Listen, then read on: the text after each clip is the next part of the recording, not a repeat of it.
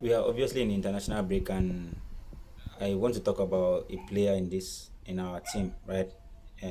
Easy, because I've heard so many people, right, talk about Easy, not him not performing in the Arsenal team and not being as good as he was at Crystal Palace and all that, blah blah blah. Now, this is one thing you need to know, right? When you're playing for a team like Crystal Palace, you're playing for a team like Brighton, Everton, and all that. It's a different ball game when you're playing for a team like Arsenal, Man City, Manchester United, Chelsea's, and all that.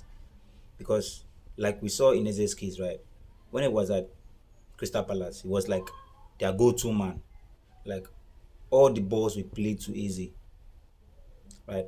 All the like he was like their creator in chief, if you know what I mean. Like everything positive came from Easy while he was at Crystal Palace, but it's not going to be like that here in Arsenal, because in Arsenal you have other players that have quality. Players like Declan Rice has quality on the ball. You have Saka, you have Trossard, you have other players, right, that can probably do almost the same thing that you do.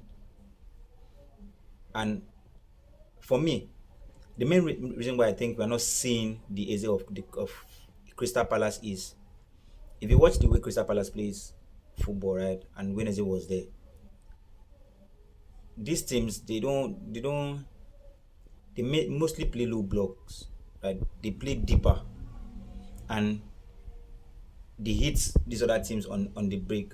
So now when Eze was playing for Crystal Palace, he had a lot of space ahead of him to run into. He had a lot of space ahead of him to run with the ball. He was not always like man marked, and he did not face 3 to 4 players ahead of him. Right? He had space. He had space ahead of him to run with the ball, dribble with the ball, shoot from outside the team. But when he's playing for this Arsenal team, we are always facing low block teams, right?